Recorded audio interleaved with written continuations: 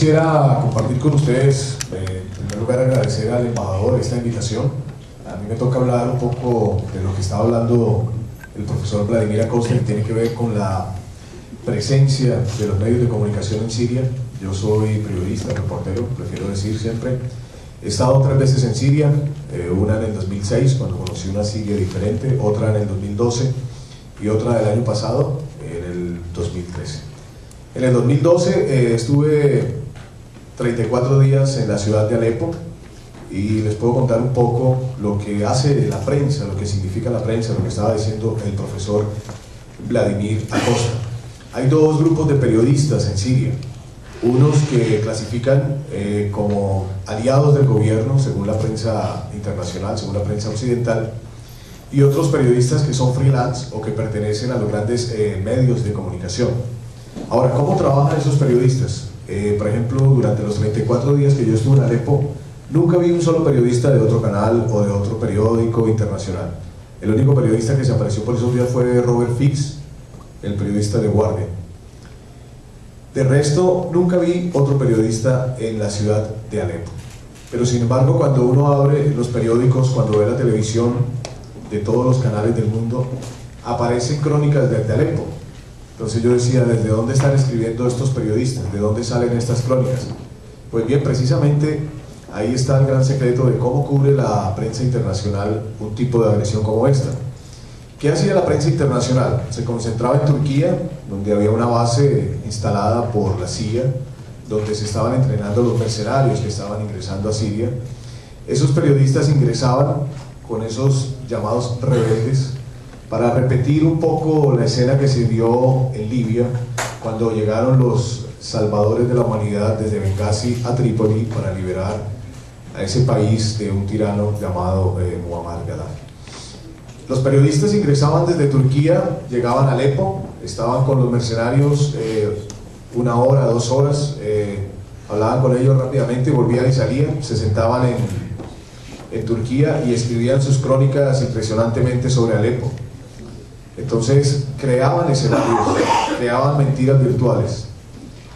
Eso en cuanto a los periodistas de prensa escrita. Otros periodistas, como los periodistas de Al Jazeera, nosotros en Alepo por las noches se veía Al Jazeera, ya no se ve afortunadamente, se veía Al Jazeera en ese momento y uno estaba ahí, de pronto decía, no, en este momento están bombardeando Alepo, no sé qué tal, y donde estaban bombardeando era donde estábamos sentados viendo la televisión. Entonces, bueno, nosotros decíamos, bueno, aquí está efectivamente la forma como se manipula la información, cómo se crean las mentiras. Hubo un momento en que Al Jazeera empezó a decir que en Alepo estaban saliendo cerca de 1000 personas a celebrar en ese momento al ejército libre de Siria, que había banderas por todo lado, que la gente había salido, y fuimos a ver, no había absolutamente nada. Estaba pasando lo mismo que sucedió cuando crearon la toma falsa de la Plaza Verde de Trípoli.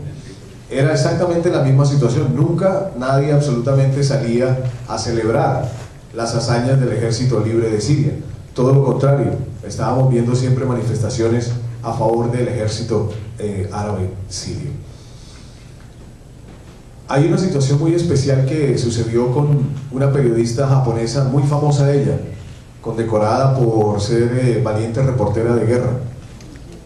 Pertenecía creo que a uno de los periódicos o a las cadenas más importantes de Japón. Ella iba en su carro con otros 3 supuestos periodistas y con una caravana de grupos mercenarios. ¿Qué pasó? El ejército encontró esta caravana de mercenarios, no sabía que en un carro iba un combo de periodistas, de 4 periodistas, y obviamente tuvieron que defender el ingreso ilegal de un convoy de mercenarios a territorio sirio. Obviamente la periodista perdió la vida en los enfrentamientos y la noticia fue que había 4 periodistas asesinados por el régimen de Bashar al-Assad. Inmediatamente se empezó a indagar la información, se descubrió que junto a la periodista iban 3 generales de ejércitos extranjeros, es decir, la laureada periodista estaba prestándose pues para estar con generales de otro ejército que estaban entrando de manera ilegal a apoyar a los grupos mercenarios, a prestar el apoyo a los mercenarios. Creo que cuando el ejército sirio habló con el gobierno japonés y habló con los países que representaban esos generales, se acabó el discurso de que el gobierno sirio había matado a 4 periodistas. Después, bueno, hablaron de la periodista que había perdido la vida y después dejaron de hablar de los otros 3 periodistas, porque finalmente no eran periodistas. Estaba claro, estaba el mal ya hecho de que se había asesinado a 4 periodistas. Cuando yo estaba en Alepo, tomamos la decisión de ir a buscar a los mercenarios, porque la idea era mostrar, por supuesto, en Telesur qué pensaban esos mercenarios, por qué querían acabar con Siria. Estuvimos ahí con ellos y ahí nos enteramos de otra forma de trabajar, esta vez de la Agencia Francesa de Prensa. Si hay alguien aquí de la AFP, disculpe lo que voy a decir, pero estoy diciendo la verdad. Y llegamos a una escuela de Alepo, que era donde funcionaban las bases de los grupos mercenarios, y estábamos hablando con el comandante. Lo primero que nos llamó la atención de ese lugar, del salón de clase donde estaba el comandante con sus armas y con sus hombres, es que encima del tablero donde se dan las clases había una bandera de Al Qaeda. Es decir, ya inmediatamente ustedes saben lo que significa y representa la bandera de Al Qaeda. O sea, realmente no son los sirios los que están luchando. Como decía el profesor Acosta, es una invasión extranjera, una invasión mercenaria. Bueno, nosotros empezamos a hablar con el jefe mercenario y él nos dijo que indudablemente que desde Turquía los apoyaban, que recibían el apoyo de Turquía, que recibían armas y que tenían un hospital para que atendieran a los heridos. Alepo queda a 50 kilómetros más o menos de la frontera con Turquía, entonces era muy fácil para los turcos y para los mercenarios poder intentar convertir a Alepo en una especie de playa liberada para poder llegar hasta Damasco. Allí entonces empezamos a hablar con este líder mercenario y él nos decía que ¿dónde éramos nosotros? Nosotros tuvimos que mentir, íbamos a nombre de Telesur, es decir, a nombre de Venezuela, y tuvimos que mentir, dijimos que éramos de Colombia. Yo soy colombiano, ¿verdad? Entonces yo mostré mi pasaporte y dije, no, mire, somos de Colombia. Y dijeron, no, pero es que ustedes no pueden porque ustedes son de Bachar. Nosotros, no, nosotros, Colombia está con Israel, con Estados Unidos. Ah, bueno, listo, está bien, entonces pasen, ustedes sí pueden entrar. Y bueno, nos dieron la entrevista y nos dijeron, bueno, pero les vamos aquí nosotros tenemos un perro de Bachar que capturamos. Estaban refiriendo a un soldado que tenían efectivamente capturado a él. Entonces el tipo dijo, bueno, vamos a ver si ustedes son valientes. Yo los quiero invitar esta noche para que vayamos a grabar, porque estamos en el barrio del Saladín, que era como el bastión más fuerte que había en Alepo de los grupos mercenarios. Entonces vamos a ver si ustedes son valientes y yo los voy a invitar esta noche para que vayamos. Aquí con nosotros, y eso es lo que quiero contar, aquí con nosotros hay un grupo de periodistas, un periodista y un fotógrafo de la Agencia Francesa de Prensa que siempre están con nosotros. Es decir, Francia no solamente prestaba el apoyo logístico para el espionaje, para los teléfonos ni nada de eso, sino también les tenía un equipo de prensa para que todos los días estén sacando las fotos que salen de los grupos mercenarios. Diariamente ustedes se dan cuenta que la Agencia Francesa de Prensa siempre está ahí al lado de los mercenarios, nunca presenta una foto donde esté el ejército, siempre son los rebeldes que están liberando Siria los que aparecen en los medios. Entonces él nos hablaba de esos 2 muchachos que estaban ahí compartiendo con ellos, viviendo con ellos, haciendo, bueno, el trabajo con ellos. Afortunadamente cuando nosotros llegamos no estaban ahí, se habían ido a un operativo que estaban haciendo ahí, unos enfrentamientos que había ahí en el barrio Saladino. Entonces, bueno, nos salvamos en ese momento porque si se hubieran enterado que éramos venezolanos, por supuesto nos hubieran secuestrado en el más fácil de los casos. Bueno, y esa básicamente es la forma de actuar de los periodistas, internacionales. Hay un caso muy emblemático que sucedió en Damasco. Los habitantes de esta hermosa ciudad milenaria se cansaron de todas las mentiras que estaba diciendo Al Jazeera y se tomaron la sede del canal allá en Damasco y les quitaron los vehículos y todo, y finalmente pidieron al gobierno que expulsara a los periodistas de Al Jazeera, que estaban haciendo una labor al servicio de los grupos mercenarios. No estaban informando, estaban prestándose para esta invasión mercenaria. Ahora, a raíz de los intereses múltiples que tienen los grupos mercenarios que demuestran que efectivamente no hay una guerra de sirios contra sirios, sino efectivamente una agresión internacional. Se empezaron a abrir muchos grupos, el Frente al-Nusra, el Frente Islámico de Islam, del Levante, del Islam y del Levante, el Estado Islámico de Irak y del Levante, el ISS, ¿no? Entonces, muchos grupos de esos empezaron a secuestrar a los periodistas. ¿Para qué? Para cobrar un rescate. Hubo 4 periodistas franceses que habían ingresado con el Frente Sirio Libre y se encontraron con el Frente al-Nusra. Hubo unos enfrentamientos, el Frente al-Nusra les quitó a los periodistas que estaban con ellos y bueno, negoció, alcanzó a que el gobierno francés les diera 18 millones de euros. Eso demuestra efectivamente que lo que hay detrás de esos grupos mercenarios es el interés de captar un dinero y de captar, por supuesto, bueno, esos mercenarios nos hablan de que están recibiendo dinero. Los que están combatiendo en Siria están siendo pagados, como decían, por Arabia Saudita. Hay un momento muy importante ya hablando del 2013 que tiene que ver con el evento de las armas químicas. Cuando se empezó a hablar de que el gobierno y a través del ejército sirio había disparado las armas químicas en Ghouta Oriental, todos los medios inmediatamente empezaron a mostrar unos videos de YouTube. Pero si ustedes se dan cuenta, toda la información que siempre saca Al Jazeera, que sacan los diferentes canales, son videos que dicen ellos llaman aficionados, pero son videos grabados por los mismos mercenarios que siempre muestran a 3 tipos disparando un misil, disparando no sé qué, pero nunca se sabe hacia dónde disparan. Siempre se ve ellos, pero nunca muestran la otra parte. Siempre están ganando y siempre están gritando y siempre están... Exactamente, siempre son combates ficticios que no hay. ¿Y qué pasó en ese caso? Los canales de cable internacional cortaron la señal de los canales sirios. ¿Y qué hicieron a cambio? Abrieron como 5 señales de canales que pertenecen directamente a los mal llamados rebeldes. Entonces, si uno prende la televisión en el Líbano por cable, va a encontrar 5 canales que 24 horas al día están transmitiendo esos videos grabados por aficionados, donde siempre están ahí mostrando los supuestos combates con enemigos imaginarios, porque nunca efectivamente se ve a quién les responde. Si yo disparo, lo más obvio es que si estoy en un enfrentamiento, inmediatamente alguien me responda, pero bueno, efectivamente nunca hay nada. Yo tuve una experiencia interesante, puedo decirle de alguna manera, bueno, muy grande para mí. El año pasado hubo un momento importante de la guerra. El año pasado fue la toma de Al-Qusair. Ese significó precisamente el desbalance de la guerra. Si los mercenarios en Al-Qusair hubieran podido obtener una victoria, hubieran conseguido esa cabeza de playa que estaban buscando. Allí, gracias también a la participación de Hezbollah, fue importante esa derrota de los mercenarios. Y ahí se empezó a romper la posibilidad de que el presidente Bashar al-Assad estuviera derrotado.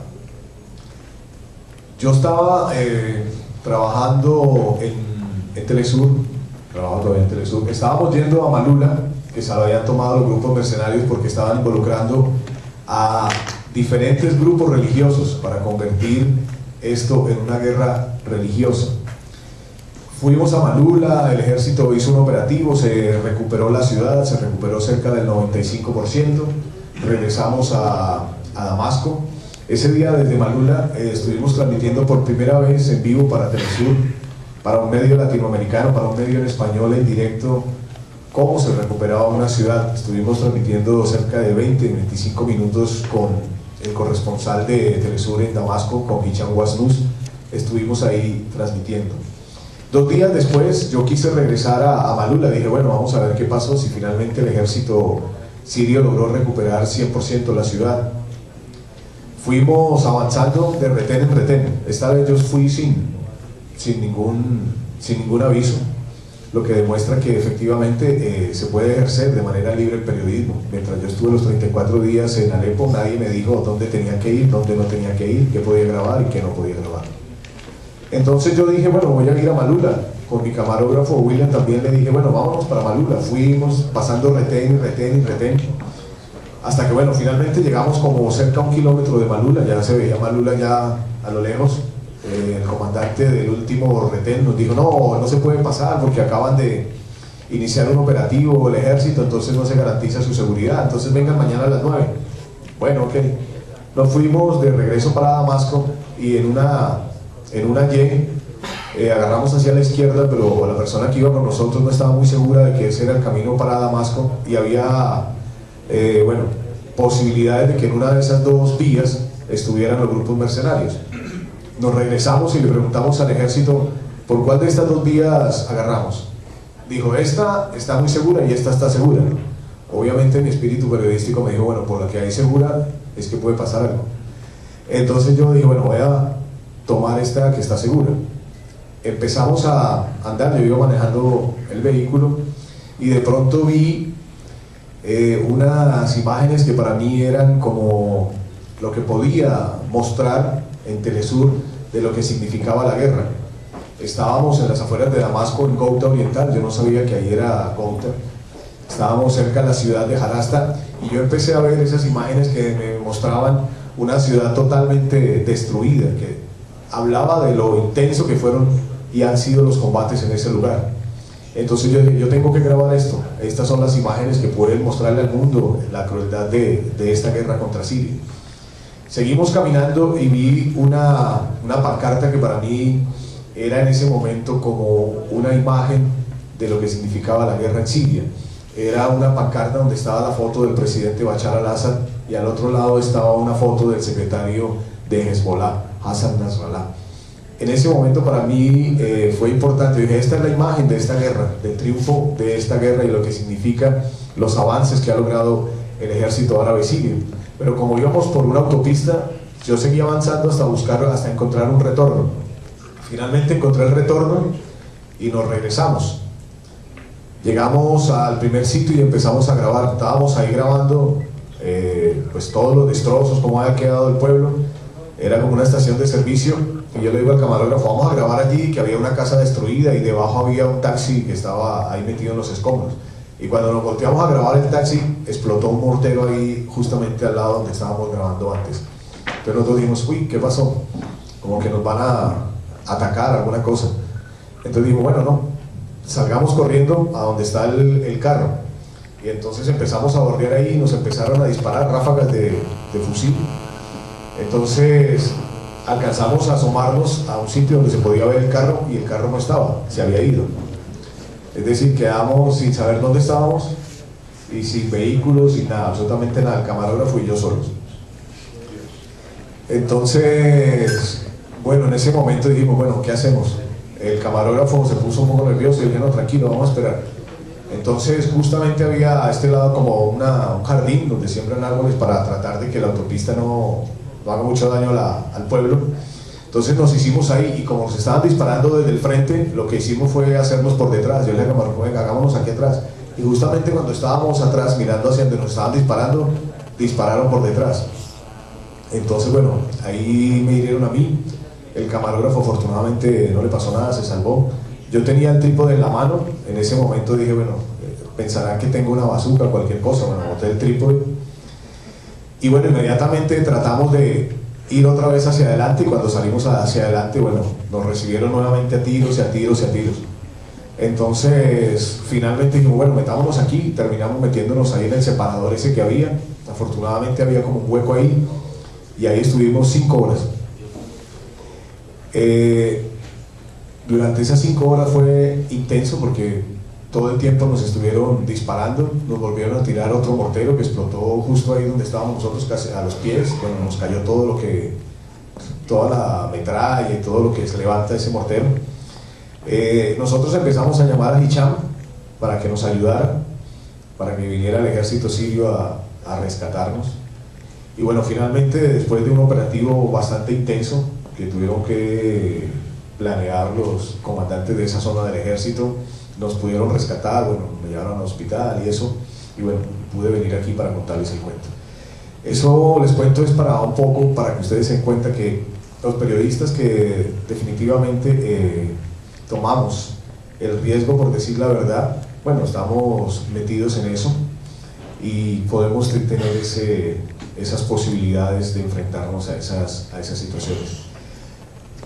Unos días después yo le hice una entrevista al presidente Bashar al-Assad y hablábamos con él antes de empezar la entrevista, y para mí unas palabras muy grandes del presidente Bashar al-Assad que siempre voy a recordar, y estábamos hablando de la sangre siria que se ha derramado, y bueno, en este caso la sangre mía, que me hacía sentir de cierta manera sirio y que me hacía estar formando parte de una resistencia.